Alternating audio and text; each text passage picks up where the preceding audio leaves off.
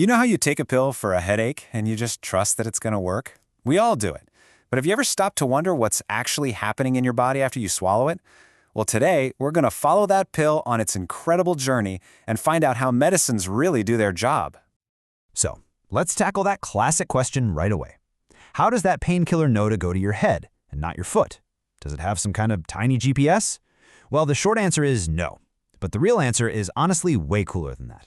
It's all about molecular targets, microscopic handshakes, and this constant conversation happening between the drug and your body. To really get this, you just need to understand two big ideas. They're like two sides of the same coin. First, there's pharmacokinetics. That's a fancy way of saying what your body does to the drug. Think of it as the journey. And then there's pharmacodynamics. This is the main event, what the drug does to your body. Simple, right? One is the journey, the other is the destination. All right, so let's really dig in. This whole process is a constant two-way street, a conversation. Your body is acting on the drug, and at the same time, the drug is acting on your body. And this back and forth, it determines pretty much everything, from how well a medicine works to all those side effects listed on the bottle.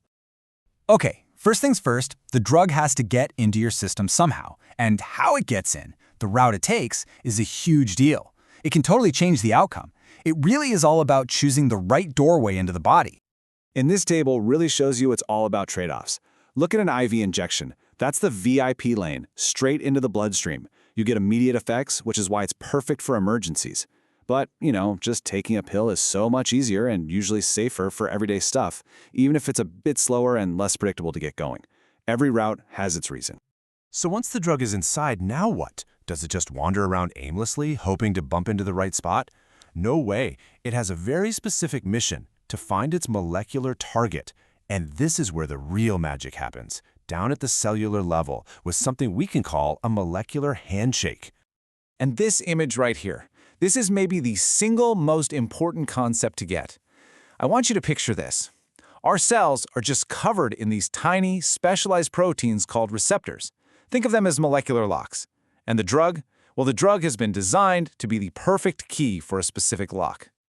So, to put it a little more technically, a drug receptor is simply the molecule on or inside a cell that a drug physically binds to. That connection is the trigger. It's the physical point of contact that kicks off the whole chain reaction that leads to an effect. But here's where it gets really clever. Not all keys are made to do the same thing, are they? Some keys are designed to fit perfectly and turn the lock to open the door. And others are designed to fit in the lock, break off, and just jam the whole thing up. Let's start with the key that actually opens the door. This is called an agonist. It binds to the receptor, turns it on, and boom, you get a biological response. It's basically a perfect mimic of the things your body already uses to send signals, like your own hormones. Yep, you can just think of it as the master key. It fits, it turns, and it unlocks a very specific action inside that cell. Okay, now for that other kind of key, the blocker.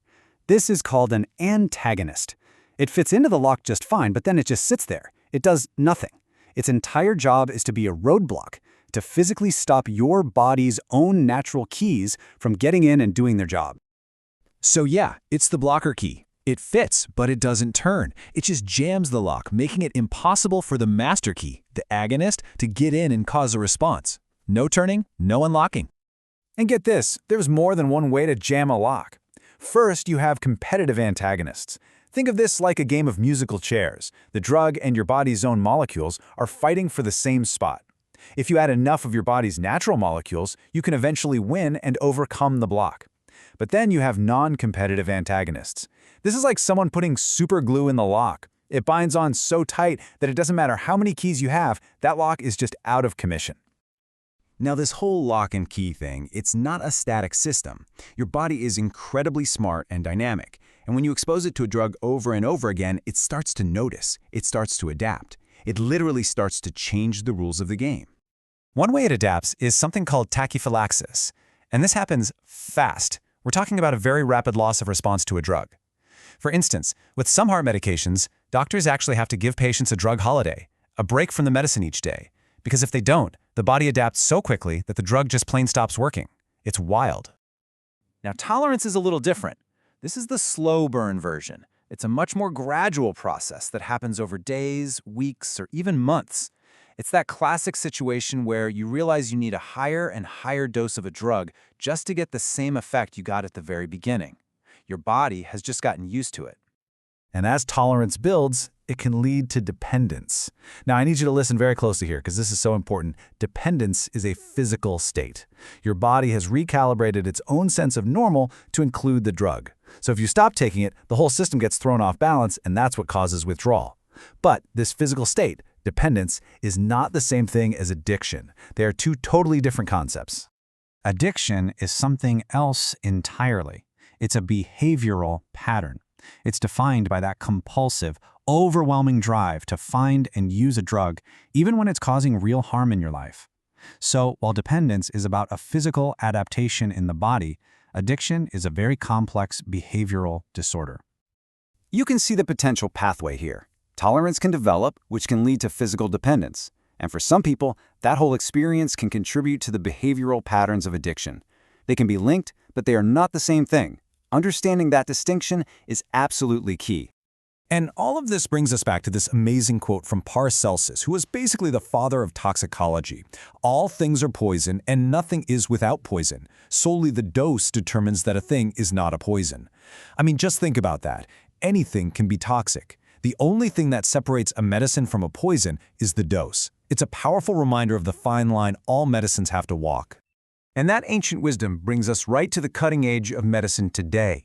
We are getting unbelievably sophisticated at designing these molecular keys. But the biggest challenge remains. How do we design them for a body that is constantly learning, adapting, and, in effect, changing its own locks in response to what we do? And that, right there, is the incredible